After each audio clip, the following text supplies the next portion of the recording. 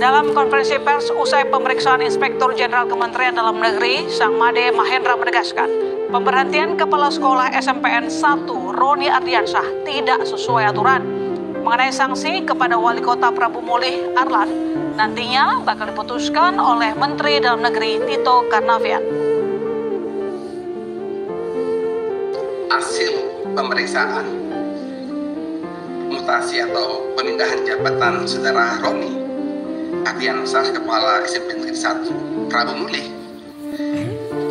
tidak sesuai dengan ketentuan pasal 28 Peraturan Menteri Pendidikan Dasar dan Menengah Nomor 7 Tahun 2025 tentang penugasan guru sebagai kepala sekolah, dan juga mekanisme pemberhentian kepala sekolah tidak dilakukan melalui aplikasi SIM KSP STK.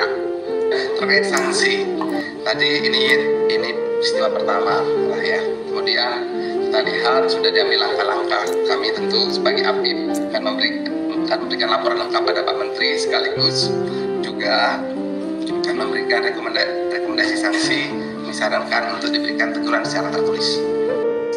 Kronologi pertamanya mungkin memang benar saya mendapatkan binaan dari Bapak Wali Kota Prabu Mulih, dan saya hargai ini sebagai binaan dari kepala daerah kepada saya. Intinya setelah pembinaannya benar yang disampaikan tadi berhubungan dengan putri beliau ya, yang alhamdulillah ini juga saya dapat setelah saya dibina, saya juga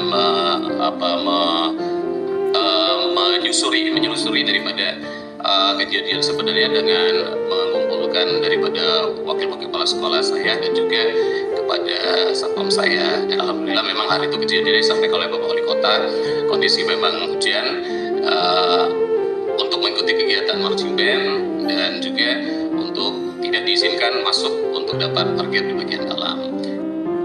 Juru bicara KPK Budi Prasetyo bilang KPK bakal mengecek harta kekayaan Wali Kota Prabu Mulih yang menjadi sorotan publik. Bukan hanya soal kepatuhan LHKPN, KPK juga bakal melihat apakah isi laporan sudah benar. KPK mengapresiasi sorotan warga atas harta kekayaan Arlan usai kasus pemberhentian kepala sekolah di Prabu Mulih viral karena diduga menegur anak sang wali kota yang membawa mobil ke sekolah. Sehingga nanti tentu dibutuhkan untuk melakukan cek atas laporan LHKPN yang sudah disampaikan kepada KPK.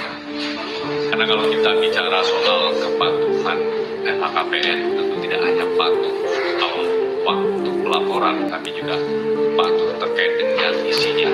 Apakah yang disampaikan sudah sesuai, sudah benar, sudah lengkap atau belum? Nah, itu yang nanti akan dicek dari pelaporan LHKPN yang bersangkutan.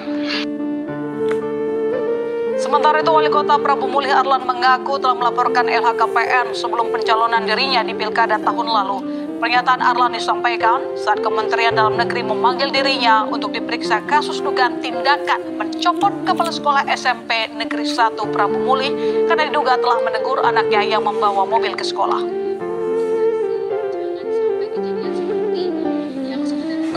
Masalah LKPN Pak, itu sudah saya laporkan, baik mobil juga sudah saya laporkan sebelum saya pencalonan wali kota Pak. Tanpa adanya kejadian ini membuat saya tidak bisa mengontrol diri. Dengan adanya kejadian ini saya ambil satu hikmahnya, dan saya mengucap permohonan maaf kepada Bapak Roni, kepala sekolah SMP Negeri 1, yang mana atas kesalahan saya sudah menyadari